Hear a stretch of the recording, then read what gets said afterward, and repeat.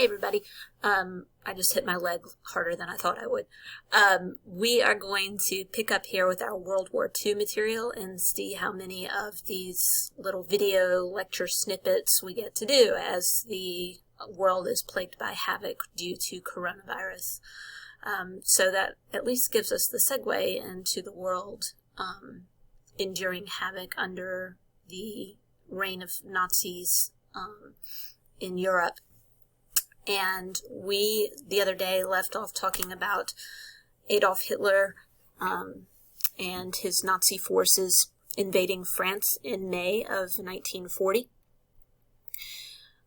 This was after the phony war, so if you recall, we had a period of time where everyone anticipated war to happen. War had already officially been declared. But there was no fighting. That was when France built the Maginot Line, that very fortified trench line.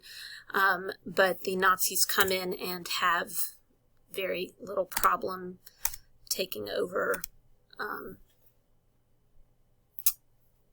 the top half of France, and essentially there'll be a puppet state in the southern half. So by the summer of 1940, Nazi Germany controls all of this territory in green. And really they have an alliance with Italy. They're not going to be involved in Spain with the whole Civil War thing happening here with Franco. They have an alliance at the time with the Soviet Union, and really their only remaining enemy is the United Kingdom over here. If you've seen the movie Dunkirk, that was a big thing that happened after France, this miracle of Dunkirk. It's a mass evacuation of let's see if I can type on here. I can't use my finger.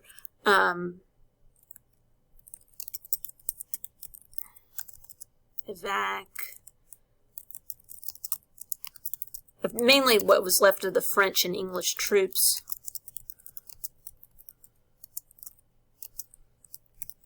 So over 300,000 were evacuated within around a week, but you saw the troops here just lined up with the Nazis encircling them on all sides except this one. People in fishing boats and personal boats all came out to help rescue these French troops, the remaining parts of the French army, and others who were there to offer support. So the English people sort of rallied together to help rescue so many of the European allied troops who were there competing, fighting against the Nazis who were going to lose. So that's what happened at Dunkirk, just across the English Channel, and then there was that movie called Dunkirk a couple of years ago about the very dramatic rescue mission there and different aspects of that rescue mission. So things are going horribly wrong for anyone opposed to the Nazis, and since England is really the only remaining target, they're going to be Hitler's next goal. That didn't make a lot of sense. Getting nervous filming this thing.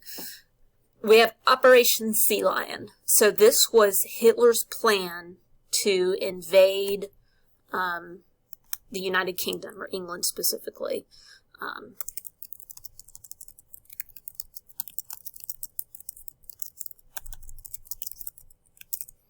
So Hitler's plan to invade England is called Operation Sea Lion. He can't just do a normal blitzkrieg to gain control of England. London would be right in this little corner here. He can't send his army in because there's this stuff called water in the way. And so for Hitler to succeed in this, he's got to get control of the air first, and that means that England is going to engage in a massive air battle. The Prime Minister at the time is the famous Winston Churchill. So he is England's Prime Minister. born in very humble circumstances in this palace called Blenheim. So that was a room right around in here, I think, either that room or this one where Winston Churchill was born.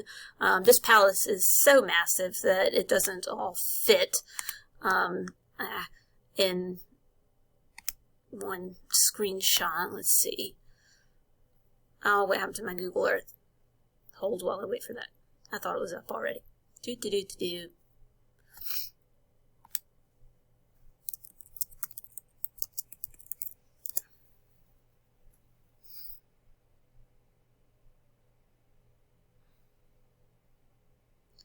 It's just massive, massive place.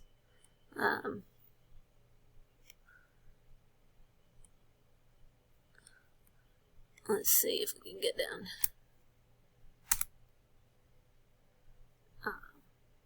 There, so that's Churchill came from a very wealthy family, as you can probably gather there. There's a view from the side of it. But he has been one of the people most known, for standing up to the Nazis. He is not going to stand around for in favor of the idea of appeasing Hitler like others have so done in the past. And he becomes known as the Bulldog.